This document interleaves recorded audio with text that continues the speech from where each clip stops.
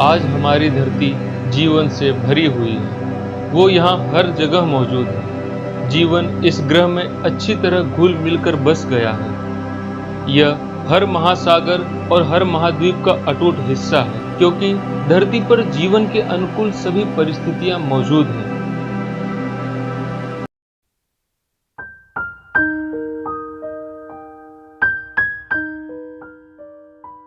किसी न किसी जमाने में हमारे सौरमंडल के सभी 4 ठोस सतह वाले ग्रहों के पास एक ऐसा पल आया था जब वह जीवन के योग्य थे, पर वक्त के साथ बीती कई घटनाओं के कारण धरती को छोड़ इन सभी की यह खासियत छिन गई।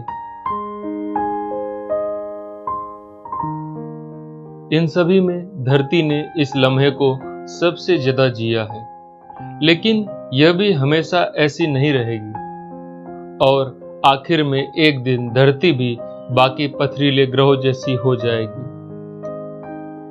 बेजान और बंजर। क्योंकि भले ही हम इसे रोज महसूस न कर पाए, लेकिन सूरज अपने जन्म के वक्त से ही हर पल बढ़ता जा रहा है और इसका बढ़ना कभी नहीं रुकेगा। हम पूरे विश्वास के साथ यह कह सकते हैं कि सूरज के जीवन के आखिर में उसके साथ क्या होगा। इसलिए क्योंकि हमें फिजिक्स की जानकारी है और न्यूक्लियर प्रोसेसेस की, जिससे हमें पता है कि आखिर स्टार्स के कोर में क्या होता है। और इसलिए भी क्योंकि तारों के जीवन का चक्र रात के आसमान में बिखरा पड़ा है। जैसे इस चमकते हुए तारे को लीजिए, इसका नाम है आर्कटूरस। इसका मास लगभग सूरज के बराबर है, या शायद सूरज से थोड़ा सा ज्यादा, लेकिन ये 6 से 8 अरब साल पुराना है, शायद सूरज से भी 3 अरब साल पुराना, और ये एक रेड जायंट स्टार है। इसके कोर का हाइड्रोजन फ्यूल खत्म हो चुका है और अब ये फैलकर ठंडा हो रहा है।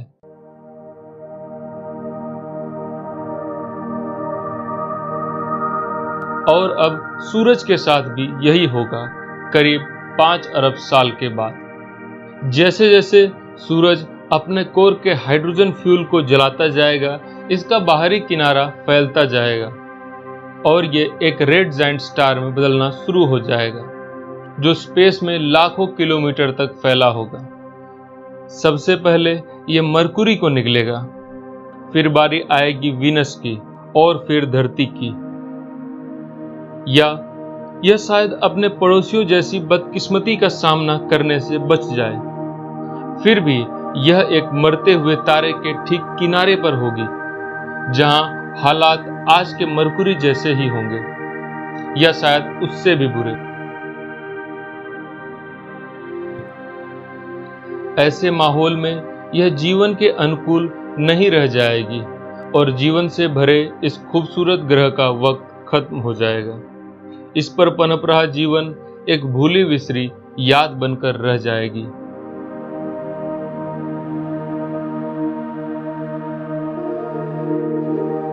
पर सूरज की जिंदगी के आखिर में कुछ कमाल का हुआ।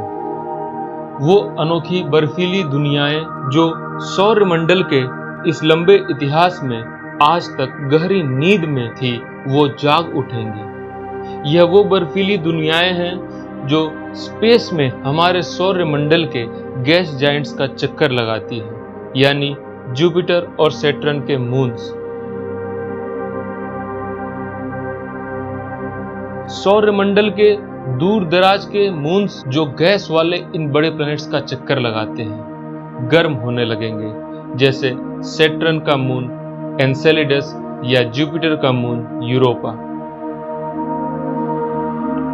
पर इन सभी मून्स में से एक मून कुछ खास है, जिसकी धरती जैसे किसी जगह में बदलने की संभावना सबसे अधिक नजर आती है। यह शानदार छल्लों वाले ग्रह सैटर्न का चक्कर लगाने वाला एक नायाब नगीना है। We have cleared the tower. and the Cassini spacecraft is on its way to Saturn. Saturn का मून टाइटन एक ग्रह के आकार का मून जो नाइट्रोजन और मीथेन के घने एटमॉस्फेयर से ढका है। इसकी सतह हमेशा से एक राज बनी थी। नासा के ह्यूजेंस प्रोब ने हमें पहली बार इसके बादलों के नीचे देखने का मौका दिया। ह्यूजेंस प्रोब के कैमरा ने हम तक इस सुंदर दुनिया की पहली झलक भेजी। ये एक कमाल की तस्वीर है। ब्रह्मांड के बारे में सबसे कमाल बात यह है कि आप इसके बारे में जितना और जानते हैं, ये उतना ही और कमाल का नजर आता है। ये उस मून के सतह की तस्वीर है जो यहाँ से 1 अरब किलोमीटर से भी ज्यादा दूर स्थित हमारे सौर मंडल के एक दूसरे प्लेनेट का चक्कर लगा रहा है। हम जो यहाँ देख रहे हैं, यह असल में काफी कुछ बाढ़ से प्रभावित किसी इलाके या फिर नदी के तल जैसा प्रतीत होता है।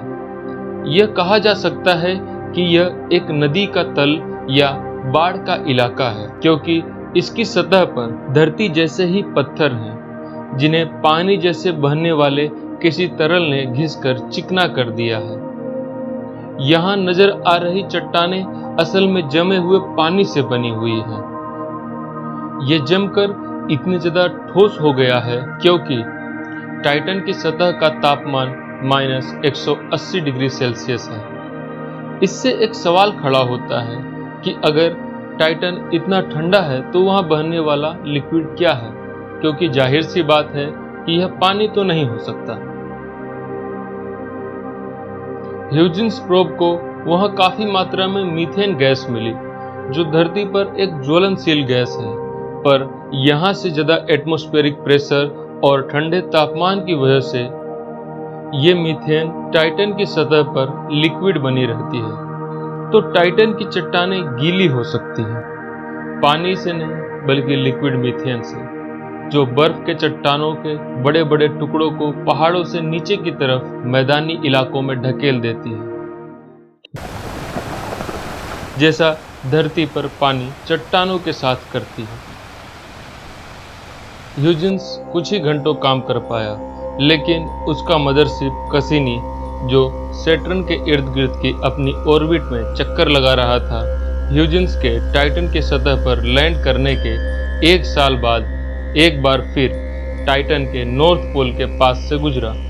वहां उसने कुछ ऐसा देखा जो नज़ारा हमारे सौरमंडल में धरती के परे कहीं और नहीं देखा गया था। वहां उसे झीलें दिखी, कई सारी झीलें जो लिक्विड से भरी हुई थी। कैसिनी ने लिक्विड मीथेन की झीलों को खोजा।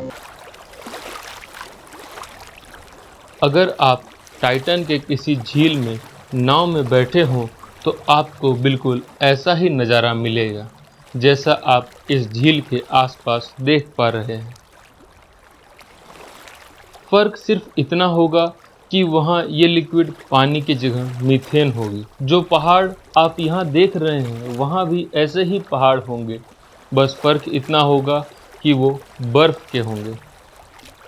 जो बात इसे और भी दिलचस्प बनाती है वो ये है कि हमें टाइटन पर कॉम्प्लेक्स कार्बन कंपाउंड्स मिले हैं।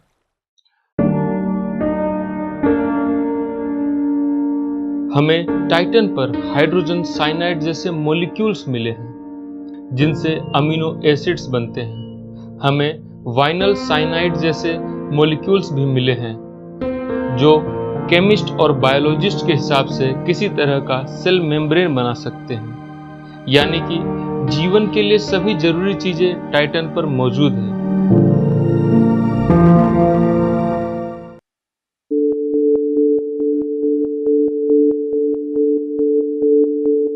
पर आज के समय वहां जीवन होना लगभग नामुमकिन है, क्योंकि उसकी सतह का तापमान -180 डिग्री सेल्सियस है। लेकिन क्योंकि वहां जीवन के लिए जरूरी सारी चीजें मौजूद हैं, तो अगर वहां किसी तरह से गर्मी पहुंच जाए तो इसकी कहानी अलग हो सकती है।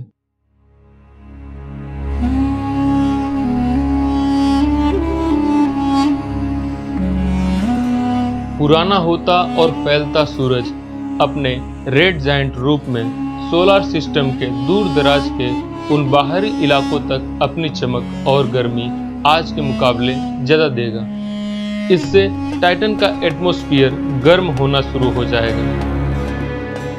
तापमान के बढ़ने से बर्फ के पहाड़ पिघल जाएंगे। उनमें जमा पानी लिक्विड मीथेन की जगह ले लेगा। ये बर्फ के पहाड़ पानी के महासागरों में तब्दील हो जाएंगे और सूरज के आखिरी वक्त में सोलर सिस्टम का यह आखिरी ओशियन वर्ल्ड जीवन की अपनी संभावनाएं तलाशने के लिए जाग उठेगा। हमारे सोलर सिस्टम में दूर बसे इस सुंदर मून को भी सूरज की रोशनी में चमकने का मौका मिलेगा और शायद इसके महासागरों और महाद्वीपों पर भी जीवन पनपेगा, जो आज हमारे ग्रह की एक खूबी है। हमारी पृथ्वी पर जीवन इसलिए है क्योंकि यह सूरज के आसपास के उस क्षेत्र में है जिसे गोल्डीलॉक जोन कहते हैं, जो सूरज से ज्यादा दूर भी नहीं है और ज्यादा पास भी नहीं। यानी कि यह उस जगह है जहां न ये ज्यादा गर्म है और न ही ज्यादा ठंडी। लेकिन चीजें हमेशा ऐसी नहीं रहेंगी। एक दिन सूरज के फैलने के कारण यह सूरज की सतह के बहुत पास आ जाएगा, इतना पास कि अब यहाँ जीवन के अनुकूल हालात नहीं रहेंगे और हमारा यह प्यारा धुंधला नीला धब्बा मरकुरी जैसे एक बेजान पत्थर में तब्दील हो जाएगा, जो सूर्य की धधकती आग में झुलसता रहेगा। पर चिंता करने की कोई बात नहीं, ऐसा अभी कम से कम 4 अरब सालों तक नहीं होगा। इतने लंबे समय में तो डायनासोर्स की तरह इंसान भी धरती से लुप्त हो चुके होंगे। और अगर इतने लंबे समय तक हम मौजूद रहे तो हमें एक नए घर की आवश्यकता होगी। तब शायद सैटर्न का यह चांद टाइटन इस सौरमंडल में हमारा आखिरी घर होगा। आपको क्या लगता है? हमें कमेंट्स में जरूर बताएं। यदि आपको यह वीडियो पसंद आई तो इसे शेयर जरूर करें, इस वीडियो को लाइक करें और सब्सक्राइब करना ना भूलें और देखते रहिए एनडी जीनियस।